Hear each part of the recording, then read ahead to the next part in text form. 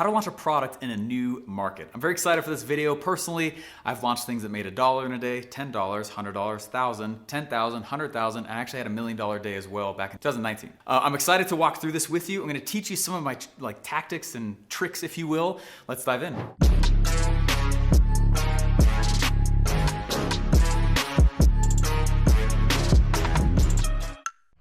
I want to tell you a quick story about this guy named Claude Hopkins. Back in the 1800s, Claude Hopkins, I think it was 1800s, might have been 1900s. No one brushed their teeth back in 1910. It just wasn't a thing. I think this was about Claude Hopkins. Just no one brushed their teeth. It was not a thing. No one did that. Which is nasty, right?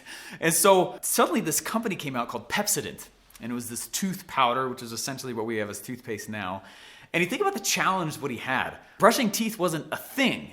So you talk about launching a new product into a new market that nobody is, that you have to educate and teach the desire to actually do, that's actually a really big problem. That's hard. And so it's fascinating what he did. He went and there were soldiers, there was country pride, there was all this stuff going on in the early 1910s. There was big stuff going on in the world, right? And so what he did is he had young moms on his ads. He had soldiers on his ad. And he needed to do a little piece of education that everyone could relate with. And so what he did is he had this little, it's totally disgusting, okay?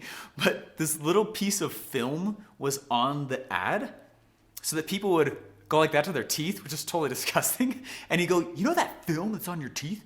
You know it's not supposed to be there? And like 2 or 3 short little sentences had to educate an entire marketplace on why they should brush their teeth. In fact, you can still watch some of the ads, early ads on YouTube as well. One of the jingles in my head is like, you'll wonder where the yellow went if you brush your teeth with Pepsodent. Okay, you can watch this stuff and the huge hurdle he had to overcome. Now we're like, of course we brush our teeth, but that was not a thing. And so I want to dive into some of these principles, some of these things that he went through. I like to model rich dead marketers who didn't have the internet. Right, because the internet can kind of be a crutch unless you know some of this stuff. Internet can be a distraction. So I like to model what they did so that we can use it in present day, and then the internet is an accelerant and something that's amazing. Let's go through these principles. Let's dive into the first principle here. It's very, very short, but one of the most powerful things I do. It's one of my tricks. I realized this when I was I enlisted in the Army, then I spent some time as an officer, and it was awesome. There was a semester in college, though, where all we did was study war. And this guy, this brilliant historian guy, at the end of the semester, you think about it, is kind of the classic Hollywood scene. Bunch of alpha males sitting, going through all their textbooks. It is very, very similar. Anyway, it was fun. I enjoyed it a lot, and tender memories for me. But at the end of the semester, this historian guy took a step back. He leaned back in his chair and he goes, "Oh, you guys did a great job." And then he made this off-the-cuff gold Tic Tac nugget comment that changed how I market. He said, "You know what's interesting?" As he leaned back and he goes, "You guys did a great job. What's interesting though is that you don't really ever see a war start over a social issue. Wars always start over rights." And that was it. That little flutter just kind of came out of him. And I was like, that lodged in my head for some reason. Years later, I kept thinking about that. And I realized that if I can align myself with a social issue, not a right. I don't like to create market messaging around rights, right? Some people do that, and that's insane in my opinion. I don't like doing that, right? You kind of have to marry it if you do that. Think about Glenn Beck, right? He married the political noise, right? I don't want to go that route. I don't make capitalism about politics. I make it about monetary income, right? So I take a stand away from the political scene, but I came over to the other side and said, what social issue do I want to align myself with? All right, and you're like, oh my gosh, is this how we launch a product? This is one of the greatest hacks to launching products ever, and almost no one thinks about it, okay? I'm gonna go find some social noise, some social issue noise in my marketplace, and I'm gonna take a stand about it. Now, if you don't truly believe in what you're taking a stand about, people will smell it like a dog smells fear, and you'll be called out and you're gonna get wrecked, okay? Don't do that. You need to go make sure that whatever you take a stand on, you truly believe. So choose wisely. Also know that whatever you tend to choose, there's some heat that naturally comes with whatever you choose. It doesn't need to be as spicy as something like capitalism versus socialism, because I get some heat for that, obviously, and welcome it. I do. So one of the first big things you can do when you're launching a product, this is what I do, man. I sit in my office when we're launching a new product, and I'm like, what's the noise we can create? What's the noise we can? All right, it's my holy war. All right, it's my holy war. I'm gonna take a stand on an existing holy war of two opposing long-time issue. Right, some kind of long-time issue that's been there for a long time, and and I'm gonna make a stand on it, and all this attention will flood in my direction, and I get a lot of sales like that. That's why I have my Capitalist Pig shirts, right? I don't really make money on those. That's not the reason. It's to get people on my list. This is making sense so far, okay? So how do you launch a product in a new market? First of all, go find some noise, and be careful with the type of noise you choose, but know that I'm leading you down a very, very powerful hack here. Second one. Now that you have noise built around existing noise, right? You've aligned yourself with existing noise. One of the best things, now that's the conversation going on in the marketplace. Think about this, right? Think of an actual marketplace. Not only is all these people and they're in arguments on one point versus another, and I'm telling you to take a stand on something you truly believe in. What I'm going to do also though is think about who is also there. There's also all these sellers. There's other big companies. There's companies that have built their company from that market. The big guys, right? The big category kings, right? Who's the category king of smartphones? Apple, right? Steve Jobs, obviously. Who's the category king of fast food hamburgers? McDonald's, right? We all know off the cuff, bam. Markets are that way though. There is a king. There is some whoever is the top dog who is scooping up most of the market share, okay? Now I'm gonna tell you something that might make you feel a little queasy. Stick with me though, all right? Hashtag marketers of stones. All right, let's do this. Here we go. All right, check this out. What did Steve Jobs do to PC when he first invented the Apple computer? What were their commercials? Do you remember what the commercials were? Remember the Mac versus PC commercials? You guys remember those? Right, and PC was this old, silently stalling, decrepit thing that would break while Mac just was living this breezy life and could handle any virus. You remember that? Dude, do you realize the guts of that? That's intense.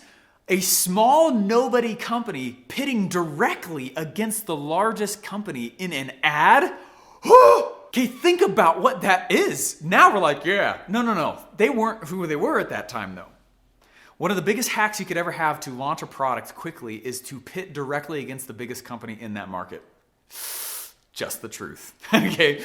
Now you notice this is what they did. Apple fought against PC until a certain spot. They start gaining market share.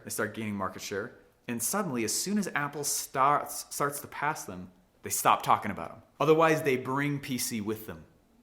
So here's the power of this. You got to understand that marketing is not about products. It's about perceptions and ideas. Okay, so what we're doing is we are creating the argument in the customer's head. Did you know you should be comparing Mac to PC? They're like, I didn't even know that was something. I had no idea I should be doing that. Right? You're the one that created that argument in their head, though. You're the one that created, meaning that question. You're the one that created the question. I should be comparing Mac to PC? And PC's like, are you kidding me? We're the largest. We're huge. And Mac's this little tiny, like fruitcake of a small company, right? You know what I'm saying? Like, bloop, this little tiny thing they could just punt. Get out. I hate fruitcake. That's why I say that. Why do we make that stuff? No idea. Sidebar. All right. But what we do is we fight against the big ocean category king. And as soon as we feel like we started to pass them, we stop talking about them. Massive hack. You're welcome. Hey, before I go into this third and final principle of this video here, I do want to ask you to go ahead and hit the like and the subscribe button. It means the world to us. Me and my team watch your engagement. We are hyper focused on this channel. It means a lot to us. I also want to ask you though, in the comments down below, let me know how far in advance do you start talking about your product before you start selling it? Some of my most successful launches have been launches where we start talking about it about 9 months in advance, okay? The game is not about build a product, launch tomorrow. How far in advance have you started talking about your product before launching it? Let me know down below. Hey guys, for this final piece here, it is kind of tied into what I was just saying though. You need to go in fact, Russell taught me this. He said, he's not the one that said this, I just heard it through him. What's the difference between a 5-figure, 6-figure, and 7-figure launch? Time. That's it. Think about the time that Hollywood takes to prepare your brain for their new product. They got a movie coming out in a year. A year? How much time did you put? This is one of the easiest ways to increase revenues. Push back your launch. It might sound and feel backwards and opposite, but it's the truth. Launching too fast kills more good products than I would say anything else. Not because the product wasn't good, not because the rocket wasn't good, not because the launch pad wasn't good. You literally just did not put enough gas in it. That's it. And so what we do is we build pressure and anticipation towards a future thing. So that's all I want you to do. So I encourage you to push back your launches. That doesn't mean stop selling, but you can do a launch, right? You can do a lot, push back the time. My sweet spot, what I found for smaller launches is typically 1 to 3 months. That amount of time is about how much time I want to allocate towards a big, massive product launch. Building pressure. Hey, it's coming. Here it comes. Are you on the waiting list? Have you done it? Right? All these little things. So I want you to choose a date. I want you to choose a time. I want you to choose a location that you're going to be releasing your product. And if you need to, push it back. You're watching a video right now called How to Launch a New Product.